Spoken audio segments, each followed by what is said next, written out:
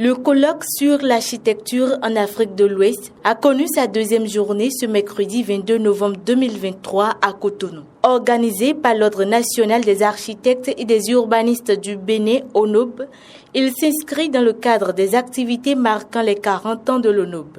La première communication s'est déroulée autour du thème « Le concept et l'applicabilité de la directive sur l'efficacité énergétique dans les bâtiments. Est-il possible, réaliste et praticable dans le tissu urbain consolidé des villes des pays de l'UEMOA pour anticiper et atténuer les effets du changement climatique ?» Une question passée au pain fin par un expert. Je commence pour vous dire que les tests de UEMOA sont 4.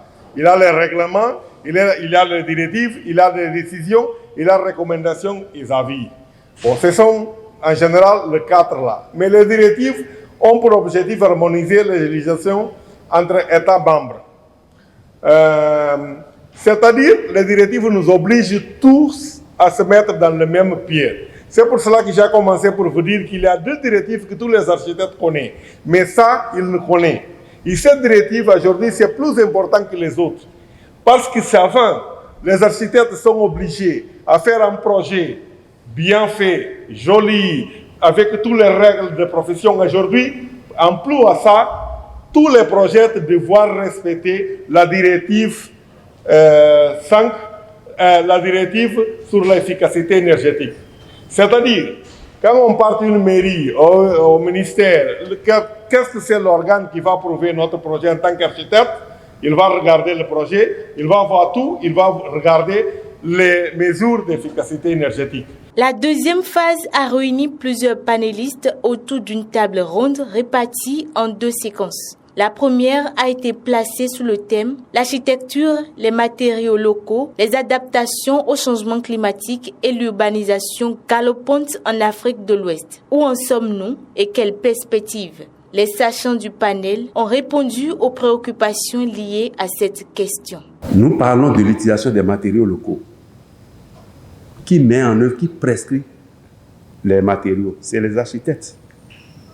Est-ce qu'il faut attendre qu'un client nous appelle pour dire « je veux construire telle école à tel endroit, je veux construire tel centre de santé à tel endroit » avant que l'architecte qui a une vision globale de planification et de développement puisse se dire à moi, je veux me spécialiser dans tel secteur, je conçois, par exemple, un programme d'amélioration de nos écoles, je veux changer le visage de nos écoles, voilà ma proposition, voilà les impacts et consorts, allez vers maintenant les autorités pour dire, j'ai tel projet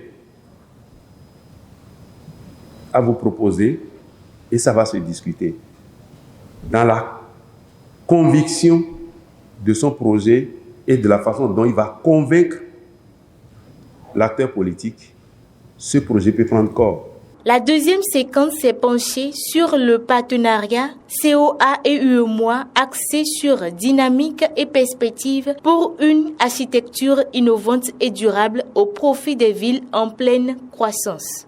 L'architecte est un maillon important. C'est la seule profession qui a une obligation de résultat, qui est même solidaire dans sa responsabilité dans la conception.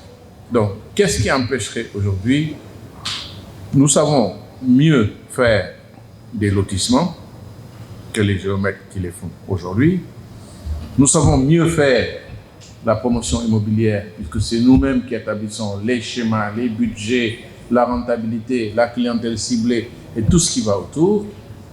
Nous savons mieux prescrire et choisir les matériaux qui rendent notre œuvre durable et belle, parce que je pense que la fonction esthétique, elle ne peut pas être ignorée. Donc, qui sait mieux le faire que nous? L'apothéose est prévue pour vendredi 24 novembre 2023.